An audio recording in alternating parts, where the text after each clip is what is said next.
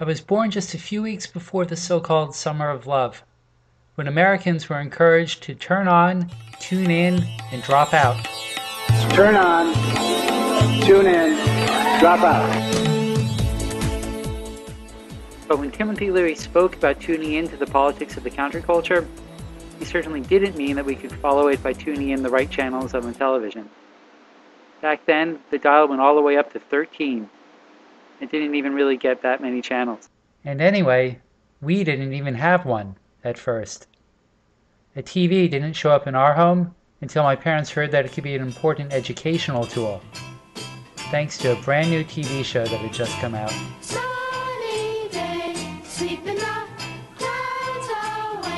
And even then, the TV was carefully rationed in our house, and there were periods where we didn't have it at all.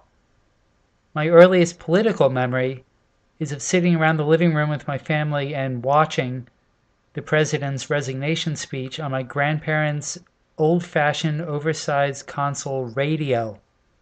But by the mid-70s, the TV was solidly entrenched in our family living room, even if my parents were still experimenting with different approaches to ration it. For a while, the rule was that my brother and I each got to choose one primetime show to watch each week.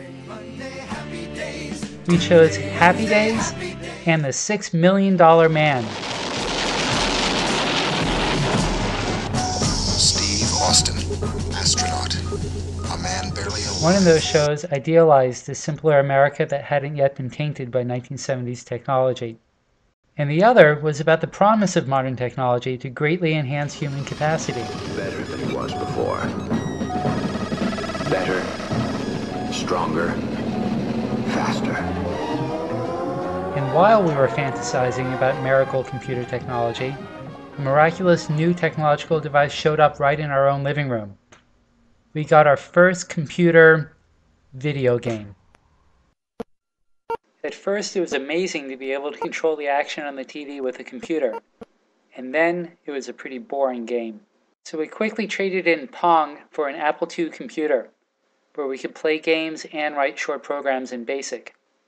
And by 1981, we had a new computer gadget.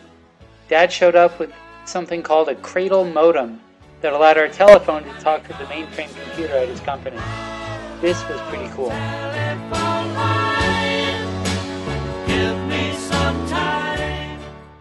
After playing with computers and writing simple programs as a kid, it was only natural that I would take a programming class in high school. We still had stacks of punch cards in our classroom, but fortunately they gave us Apple II computers to work on and learn the hot new programming language, Fortran.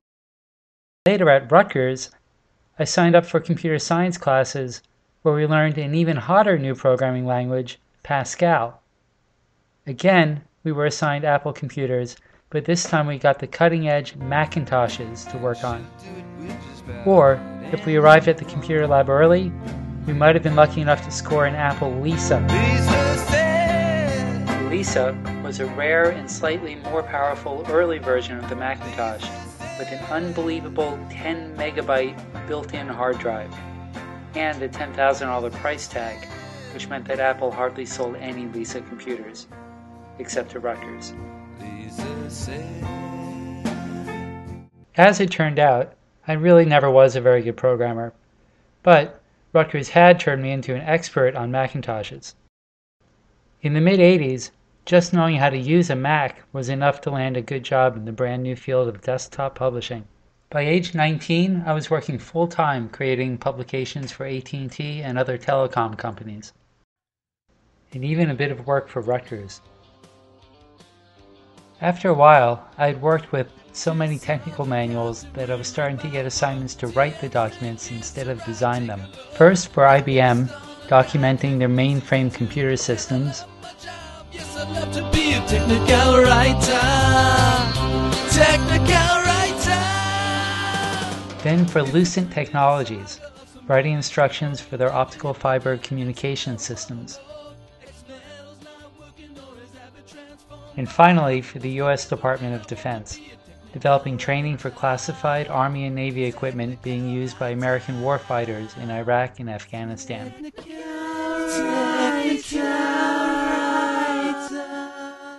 And one interesting thing about working on classified documents is that my secret clearance gives me access to a completely separate internet that most people don't get to see.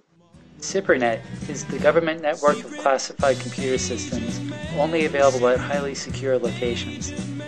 We once tried to get CIPR access at my company, and the inspectors actually came to examine our air ducts to see whether a spy might be able to drop into the room like Tom Cruise.